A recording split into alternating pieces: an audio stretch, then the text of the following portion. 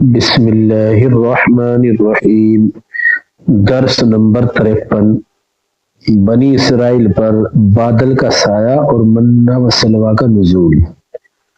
اعوذ باللہ من الشیطان الرجیم، بسم اللہ الرحمن الرحیم۔ وَظَلَّلْنَا عَلَيْكُمُ الْغَمَامَ وَأَنزَلْنَا عَلَيْكُمُ الْمَنَّ وَالسَّلْوَىٰ كُلُوا مِن طَيِّبَاتِ مَا رَزَقْنَاكُمْ وَمَا ظَلَمُونَا وَلَٰكِن كَانُوا أَنفُسَهُمْ يَظْلِمُونَ۔ اس آیت کا لفظ بلفظ ترجمہ۔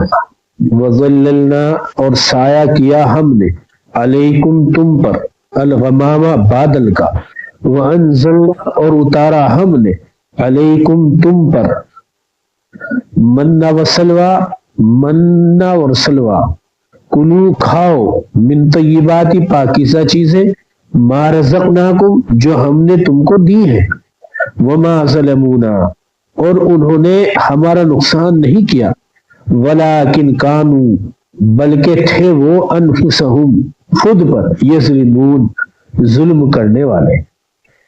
اس آیت کا ترجمہ یہ ہے، اور ہم نے تم پر ابر کا سایہ کیا اور ہم نے تمہارے پاس منہ و سلویٰ پہنچایا جو پاکیزہ چیزیں ہیں، ہم نے تم کو دی ہے، کھاؤ، اور انہوں نے ہمارا کوئی نقصان نہیں کیا بلکہ اپنا ہی نقصان کرتے تھے۔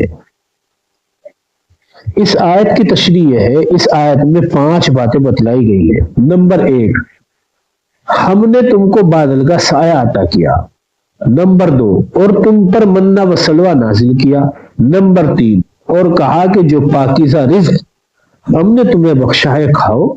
نمبر 4، انہوں نے ہمارا کچھ نہیں بگاڑا۔ نمبر 5، بلکہ وہ خود ہی اپنی جانوں پر ظلم کرتے ہیں۔ بنی اسرائیل کا وطن اصلی ملک شام ہے۔ حضرت یوسف علیہ السلام کے زمانے میں یہ مصر پہنچے تھے، جس کی تفصیل سورہ یوسف میں موجود ہے۔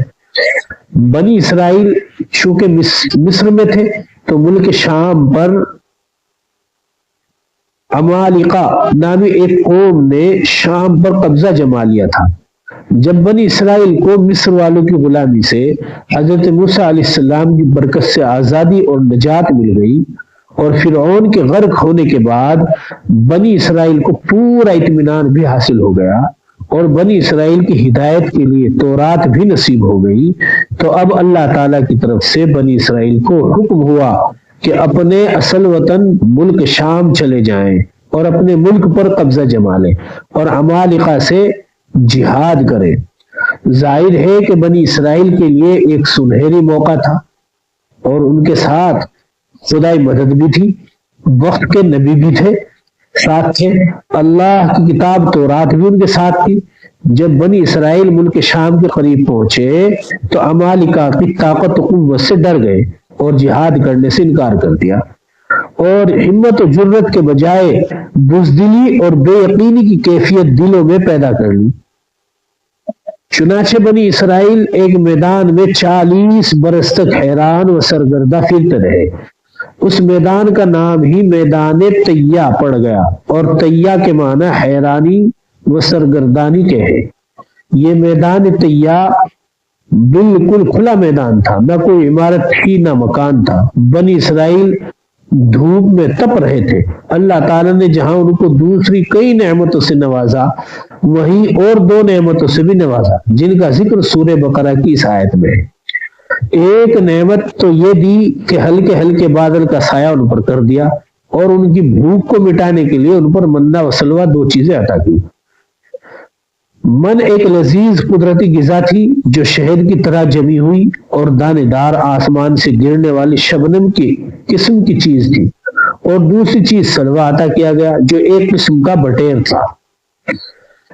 یہ جزیرہ نما سینا کا خاص جانور ہے۔ من کو پرنجبین سے بھی تعبیر کیا گیا ہے۔ یہ نہایت عمدہ اور میٹھی چیز ہے جو اللہ تعالیٰ نے بنی اسرائیل کے لیے بکثرت پیدا کر دی، اور سلویٰ نامی پرندے ان کے پاس خود بخود اکٹھے ہو جاتے تھے اور وہ ان کو پکڑ لیتے تھے۔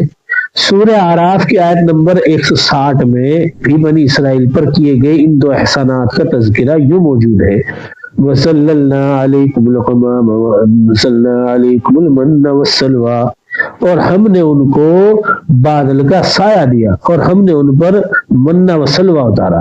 سورہ طٰہٰ کی آیت نمبر 80 میں بھی منہ و سلوہ کے اتارے جانے کا ذکر موجود ہے۔